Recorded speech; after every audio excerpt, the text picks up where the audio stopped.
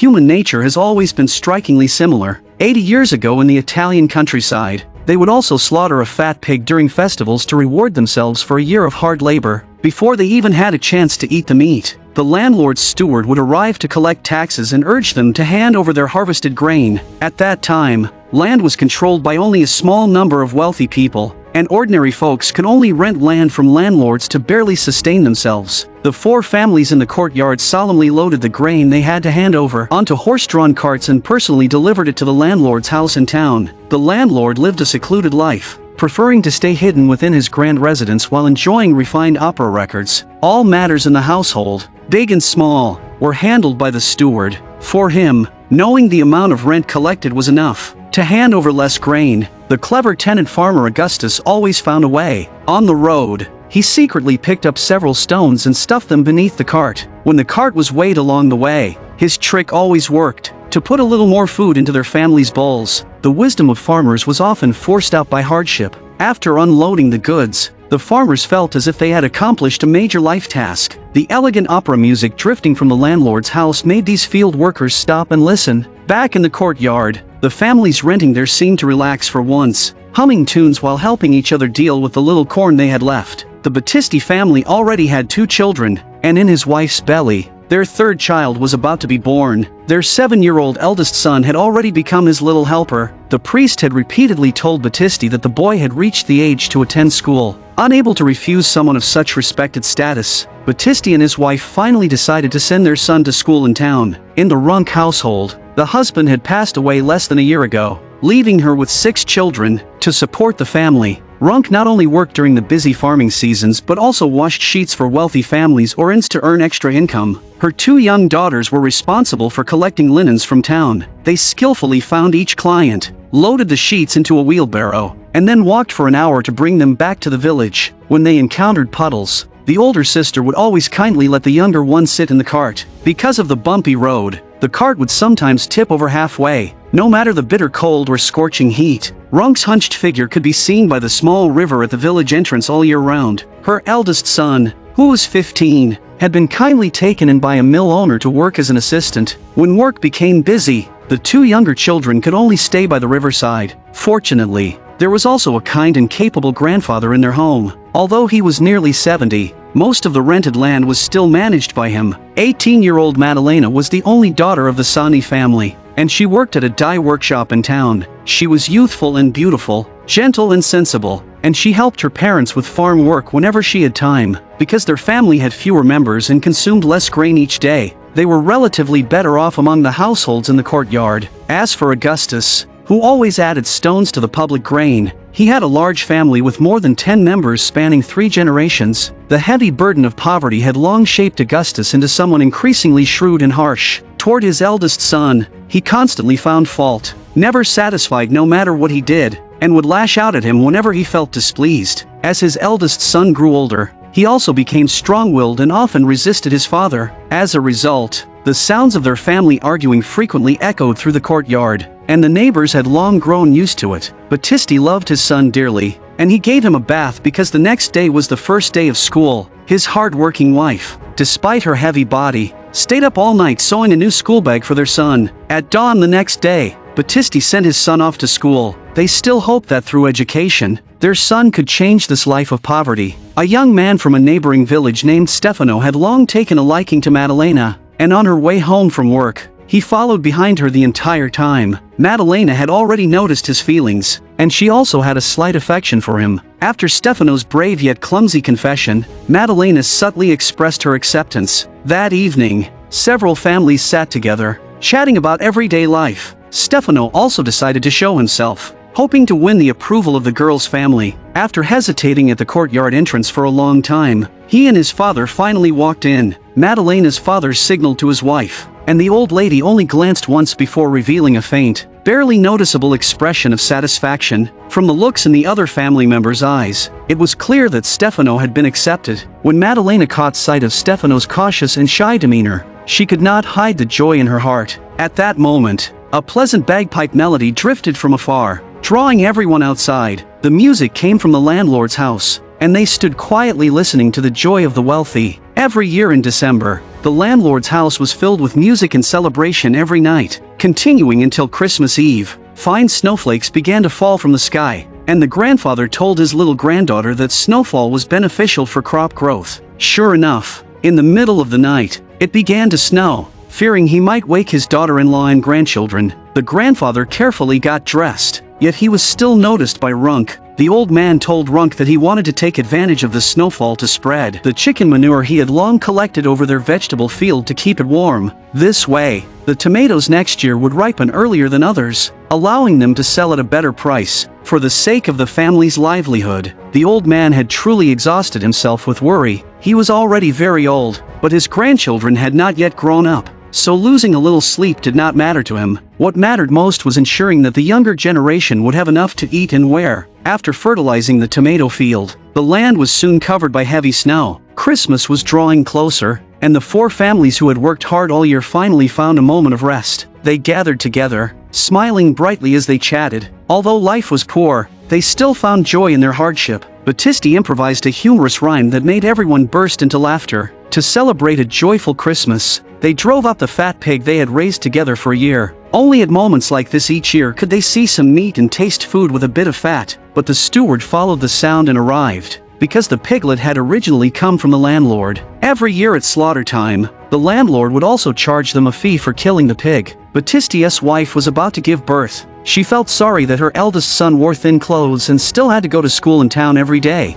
so she wanted to buy some fabric to make him a warm cotton coat. But Battisti refused to waste the money, believing it should be used to hire a midwife. His wife, however, said that the neighboring women could help with the delivery, and there was no need to hire a doctor. Seeing that in the freezing weather of -10 degrees, Widow Runk spent all day standing in icy river water. The priest felt it was extremely difficult for her. The kind priest sympathized with Runk's situation and had already applied for 2 places for her family at the monastery. Runk could send her 2 youngest children there to be raised. Runk understood that the priest meant well, but she said she needed to discuss it with her eldest son. That evening, when Widow Runk's eldest son returned from working at the mill, she told him about it at the dinner table. Although he was only 15, his mind was already mature. He analyzed the family's situation, noting that his 2 older sisters would soon be able to work at the spinning factory, which would ease the family's burden. He said he could work overtime, and no matter how hard or exhausting it was, he would ensure the family stayed together, firmly refusing to send his younger siblings away. At that moment, a great disaster was about to befall Runk's family. The cow her husband had bought before his death suddenly stopped eating or drinking and could no longer stand. Her father-in-law realized the seriousness of the situation and asked his grandson to go to town to bring back a veterinarian. Based on his experience, the veterinarian judged that the cow would not survive and suggested they slaughter it quickly to recover as much loss as possible. After seeing the veterinarian off, Runk was distraught and could no longer focus on her work. She picked up a bottle and left the house, crossing the fields and heading straight to a secluded chapel. In front of the statue,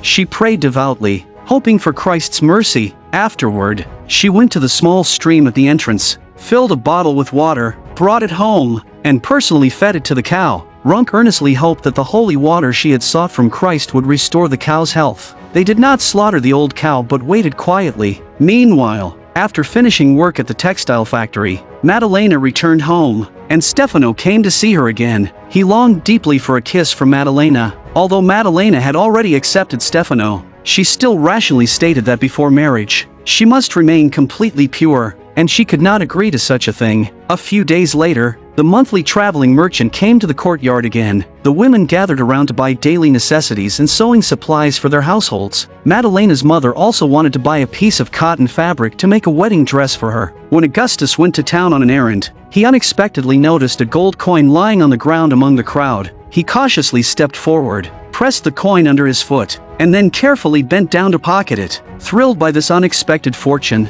he ran home excitedly. Having been shrewd all his life, Augustus feared that others might discover his sudden gain, so he decided not to bring the coin home immediately. After admiring it carefully, he hid the coin in the gap of a horseshoe and sealed it with mud. He believed that no one would ever find it there. The next afternoon, when Battisti returned home from working in the fields, he found that his wife had already given birth to their youngest son with the help of neighbors. Looking at the crying newborn, Battisti felt a mix of emotions. He was both happy and worried, as there was now another mouth to feed and he wondered how he would provide. his wife comforted him, saying that whenever an angel comes into the world, God prepares a bundle of food for them, so there was no need to worry. When the eldest son returned from school, the sole of one of his shoes had split open. The clever boy untied a rope from his waist, wrapped it around a few times, and managed to wear it home. On the muddy road home, it took him several times longer than usual. Battisti believed that even if his son's broken shoe were patched up, it would split again,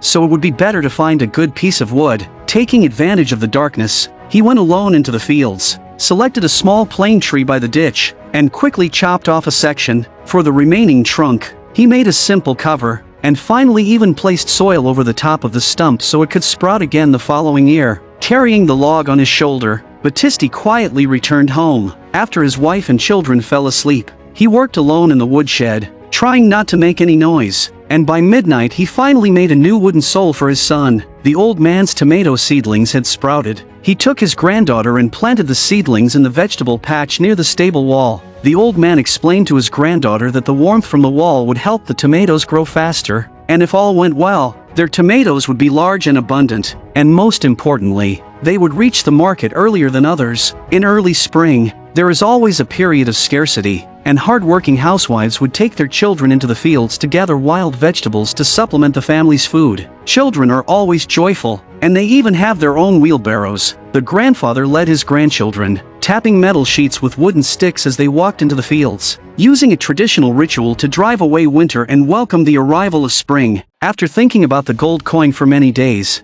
Augustus decided it was time to retrieve it, but when he lifted the horseshoe, the coin had already disappeared. The sudden loss threw Augustus into confusion. He began shouting angrily at the horse, just as he usually did at his son. The horse had its own temper, and feeling unfairly treated, it suddenly lashed out and chased after Augustus as if to bite him. Panicked, Augustus ran blindly into the stable. The horse showed no sign of backing down and charged in with the cart. If the cart had not been stuck at the doorway, it would have rushed in and taught Augustus a harsh lesson. Neighbors rushed over from all directions and finally managed to control the horse, but Augustus rambled incoherently, and his wife believed he had been possessed. So she sent their youngest son to fetch a fortune teller. The strange woman waved her tools and muttered under her breath, fanning Augustus as he lay on the bed. As the weather grew warmer and spring flowers began to bloom, Runk's old cow miraculously recovered. The farmers returned to their busy work in the fields, as next year's food depended on the soil beneath their feet, and they dared not relax for a moment. Stefano finally brought his parents to the village to welcome Maddalena, but Runk told them that before arriving at the church, the bride should not meet her husband. Although the groom's parents were unwilling, they had no choice but to follow the custom and head to the church first. Today, Battisti served as the witness, and Maddalena and her parents rode in his cart to the ceremony. For a mother, seeing her daughter about to marry into another family is always bittersweet. In the church, the priest presided over the wedding. He told the couple that they still needed to travel to Milan to receive the blessing of the Virgin Mary. Right after the ceremony, Stefano and Maddalena took a boat to Milan. Under the blessings of the nuns in the monastery, they completed their final wedding rites. The head of the monastery was Maddalena's aunt. To give her niece a meaningful blessing, she brought a young boy from the orphanage and suggested that the couple adopt him, because for a poor family, adopting a child meant that the church would provide substantial financial support twice a year until the child turned 15, and after 15, the boy would become a strong laborer for the farming household. Therefore, this kind of adoption was considered humane for both the family and society. The lovely child in Maddalena's arms appeared gentle and obedient. At that moment, Maddalena had transformed from a young girl into a loving mother, just as the grandfather had predicted. His tomatoes ripened early, with large and abundant fruit. He picked a full basket and went to town, where passers-by could not help but marvel. Before he even started calling out to sell them, a familiar restaurant owner bought them all. As the spring planting had just begun, the usually reclusive landlord unexpectedly drove his carriage into the fields. At a glance, he noticed the plane tree that had been cut down. For a landlord who owned countless fields and overflowing granaries, a single tree meant nothing, but for the farmers, it was something that could become shoe soles to last for many years. That very afternoon, the steward began investigating the person responsible for cutting the tree. When the grandfather returned home after selling the tomatoes, he could already sense the unusual tension in the courtyard. Runk told him that Battisti's act of cutting the tree to make wooden shoes for his son had been discovered by the landlord. The landlord decided to reclaim the land rented to Battisti and drive his family out of the farm. Before nightfall, The enforcer had already taken away Batisti's livestock. The other 3 families in the courtyard all felt sorrow for Batisti's fate, but they were powerless and could only watch as his family disappeared into the night on a cart. In that era, the poor had no land and no foundation, and from birth they were destined to wander, surviving by renting land from the wealthy. To avoid offending the landlord, the other 3 families did not even dare to come out to see them off. They hid behind their windows, silently praying for Battisti, hoping his family would find a better place to settle. In this seemingly plain film, the real lives of tenant farmers in late 19th century Italy are portrayed with depth. There are no dramatic twists, but these everyday moments are life itself. The hardship of the poor is revealed vividly in quiet details. The greed and indifference of the landlord are also deeply portrayed in a single scene. Some moments even feel like a reflection of our own past.